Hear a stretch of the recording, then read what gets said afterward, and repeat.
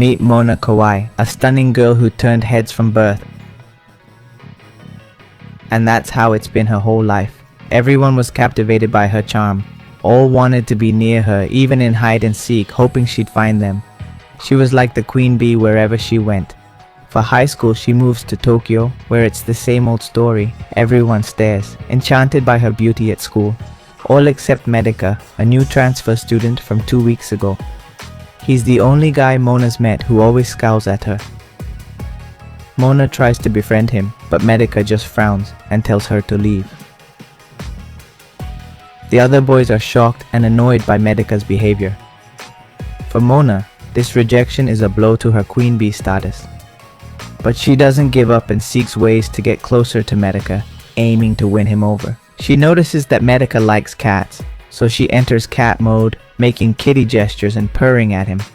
Her fans are delighted, but Medaka's the opposite, purring back to keep her distance. Mona's left stunned, and others can't believe it either. All her life since childhood, everyone fought for Mona's attention. She even received confessions, some from older people. She can't stand the thought of someone resisting her charms, but she doesn't think he's unbreakable, so she uses her secret weapons. First, her thighs, which drive boys crazy. She's putting up a poster showing off her legs in Medaka's face, but he just frowns and leaves. Mona's defeated again, but persists, now revealing a stronger asset, her underwear. She pretends to fall on purpose, and the boys around her worry. She acts clumsy and blushing, asking if they saw anything. The boys nervously say no, but Mona's just trying to see Medaka's reaction to her sexy clumsiness.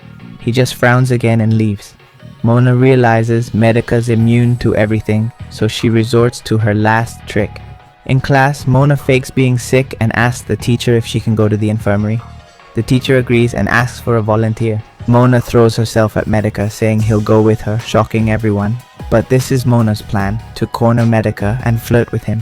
Mona's never gone this far for a boy, but seeing Medaka resist her, she'll do this to keep her reputation as the irresistible girl. Mona acts shy, asking if he dislikes her or if she did something wrong, since he always frowns and is distant with her. Mona finally seems to have Medaka cornered, seeing him nervous, but he suddenly regains his composure. Mona thinks she's got him, so she doesn't want to back down now. She pulls him inside, trips on the curtain, and they both fall onto the infirmary bed. This is too much even for Mona.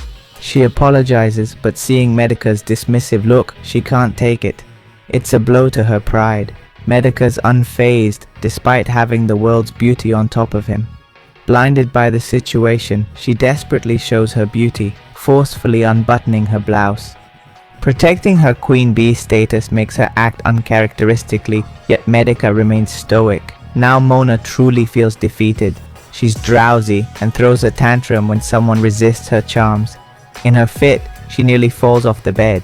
Medaka catches her before she hits the floor and asks if she's alright. This calms Mona, but she realizes her chest is exposed and asks him to let go for a moment. Medaka snaps back, flustered, saying he didn't mean anything inappropriate. He frowns and says he'll return to the room.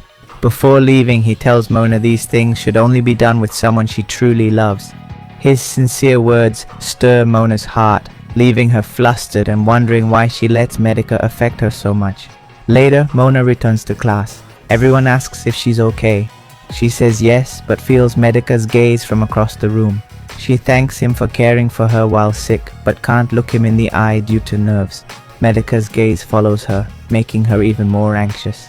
Medaka's intense stare leaves her frozen in place. She thinks these nerves mean love, but denies it, hitting her head to stop such thoughts. Now she's determined to make Medaka fall for her, planning to capture his heart. Next day, Mona arrives at school, greeted as usual, mentally singing about her beauty. Medaka interrupts her. Mona greets him kindly, but he responds out of obligation. Mona's still annoyed that she's always giving her the stink eye. Medaka was frowning and Asahi blushed while looking at him. Her friend Minami asks what's wrong, but Asahi says it's nothing. In PE class, Mona seizes the chance to flaunt her physical assets. Everyone's watching her except Medaka. Mona tries to call him directly, but he ignores her. Once again, Mona fails to grab his attention. She tried with her butt and breasts, but it didn't work. Then she thinks of another weapon she has. No, not that extreme. Let's go back to episode 1. She's referring to her belly button. After class, she wipes sweat, lifting her shirt to show her midriff. While everyone feels blessed, Medaka frowns again. He leaves, repeating clear mind, pure spirit to himself over and over again. And once more, Mona is defeated. Spirits low, she pursues the only boy who resists her. She notices he gets nervous when she's near. A small win for Mona, but she's too tired to tease him more. Before leaving, she gets some water.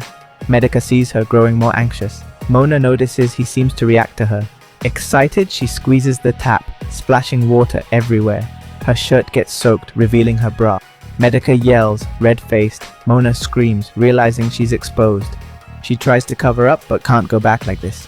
Medaka, being a gentleman, gives her his shirt. Mona blushes more, especially seeing Medaka's abs. She wanted him to see her navel, but saw his instead. Mona thanks him, and Medaka leaves. A classmate witnessed the whole thing. Medaka heads home. He worries his shirt might smell of sweat. He blushes, thinking his shirt might now smell like Mona. That's when Mona's admirers show up. They want to ask Medaka why he's always cold and distant to Mona. So Medaka explains. Turns out he's heir to a temple, a feline temple, and he's forbidden from getting close to girls. They ask if he's ever had a girlfriend. Medaka says no. His village only had old folks and goats. I'd rather not imagine what desperate boys did with those goats. The admirers finally get why Medaka treats Mona that way. Medaka never thought the city would be a sea of temptations. He'd only seen cute girls like Mona on TV. Having one nearby and flirting with him no less, it makes him... I didn't care anymore! But no, Medaka shakes off any impure thoughts.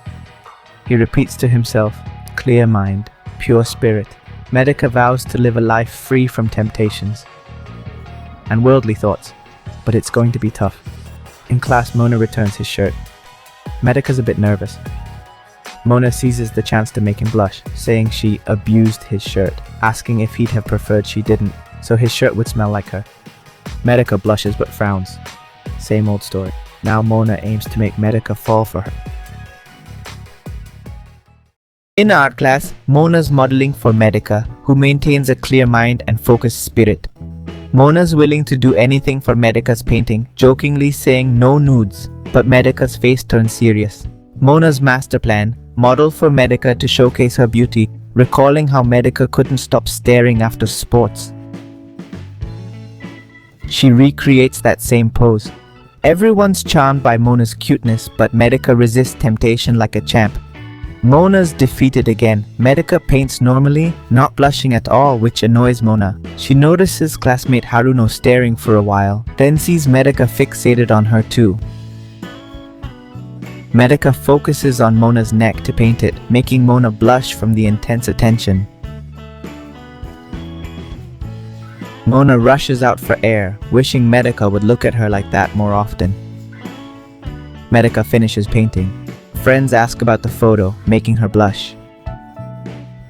She keeps a clear mind. In the library, Mona approaches Medaka to read together. She notices Haruno still watching, but realizes he might not be looking at her, but at Medaka instead. She wonders if Haruno could be in love with Medaka, and considers that Medaka might like girls like Haruno. She feels she must act quickly to win Medaka's heart before someone else does. She decides to emulate Haruno, who's calm and studious. Putting on glasses, she reads elegantly, making Medaka blush. Mona goes all out, playfully tapping Medaka's leg. But Medaka stays focused, keeping a clear mind and spirit. Medaka ignores Mona again, defeating her. Mona notices Haruno's admiring gaze, confirming she's head over heels for Medaka. Mona gets defensive, not wanting to lose Medaka, so she scopes out her rival. She notices Haruno's a sweetheart, diligent, organized, and kind, basically perfect. Mona's anxiety grows, realizing her rival's great qualities. She checks for physical traits too, finding Haruno's got it all. Plus, Haruno's modest about her looks, unlike the self-centered Mona. Mona's bummed, realizing she's up against a sweet girl. Tough competition. The glasses guy brings Mona a book she wanted. She thanks him, saying she loves it. She realizes she's never told Medaka she loves him. So she tries. On the roof, she tosses her handkerchief for Medaka to catch, hoping to thank him. Just as she's about to confess her love, the words won't come out. No matter how hard she tries, she can't say, "I love you." She's too nervous. She wonders why it's so hard now when she said it easily before. The wind starts to pick up. Her skirt lifts and Mona seizes the chance to call him a pervert, escaping the awkward moment. In the end, nothing changed. Now they're picking members for the school festival committee. As fate would have it, Haruno and Mona are chosen. Mona can't believe she has to work with her rival, while Haruno seems delighted. This annoys Mona more, thinking Haruno doesn't see her as competition. Her queen bee instinct warns her about sweet, kind girls like Haruno. Haruno gets nervous, not wanting Mona to see her phone. Mona suspects Haruno's hiding something important, but Haruno says she'll get upset if she sees it. Mona chases her, yelling she won't be mad as long as Haruno doesn't try to take her Medaka. Mona catches up and checks Haruno's phone, finding it full of photos of herself. Haruno didn't want Mona to see this, fearing she'd be angry about being watched. It turns out Haruno was observing Mona because she's her biggest fan. She took about 300 photos and set one as her phone's lock screen. Mona realizes Haruno isn't interested in Medaka, but she'd been yelling at her to stay away from him. To avoid seeming obsessed with Medaka, Mona claims she meant Medaka fish, telling Haruno to stay away from her fish, not the Medaka in their class. But Haruno knows everything, having observed Mona's clear infatuation with Medaka all along. While it seems obvious, Mona doesn't want Haruno to think that. The school festival's here, but Mona's not feeling great. She still can't break through Medaka's barrier. To make matters worse, Haruno thinks Mona's head over heels for Medaka. Haruno tells Mona the festival's perfect for winning her knight's heart. He's right, plus there's a legend. Couples who hold hands on the love bridge are destined to be together. The class plans a costume cafe. Mona tries outfits to quicken Medaka's pulse, donning a sexy bunny suit. But it's too much, even for her. For better or worse, Medaka shows up. Mona gets nervous, says she's just trying on costumes. Meanwhile, Medaka keeps reminding himself to keep a clear mind and spirit. Haruno's about to enter, and Mona doesn't want him to see her like this. He might think she's so desperate for Medaka's love that she's wearing revealing outfits. She hurriedly pulls Medaka to hide, not realizing how cramped their hiding spot would be. Mona feels incredibly close to him, even sensing his breath. Both are tense in this situation. Mona and Medaka's hearts are racing, but Mona's more so, as Medaka has the power of a clear mind and spirit. Eventually, Haruno is called away elsewhere. Mona and Medaka emerge. Having been forced into this, Mona thinks she's finally won Medaka over, but Medaka remains as serious as ever. In the end, none of this worked to make him fall for her. She looks in the mirror, realizing how daring and far from cute this outfit is. She accidentally says this last thought out loud, voicing what she was thinking. Hearing her say that, Medaka tells her she actually does look pretty. Mona reacts to Medaka calling her cute, thinking he's finally fallen for her charm. She thinks she'll be the queen bee, but Medaka keeps ignoring her as usual. The school festival arrives, and their class cafe is a hit, thanks to Mona's beauty. Asahi's at the cafe, here just to see Medaka, but he's in the kitchen.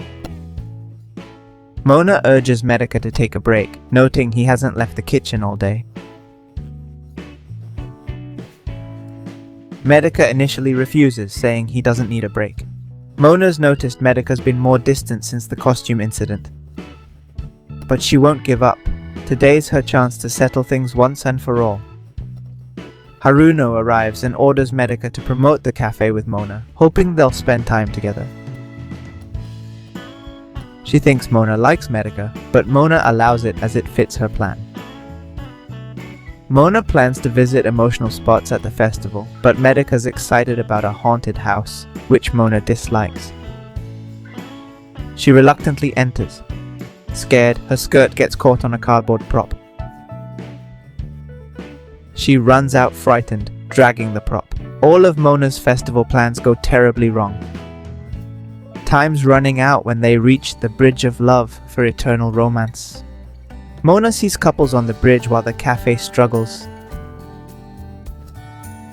Medaka, the only skilled cook, is absent, which Sagi laments.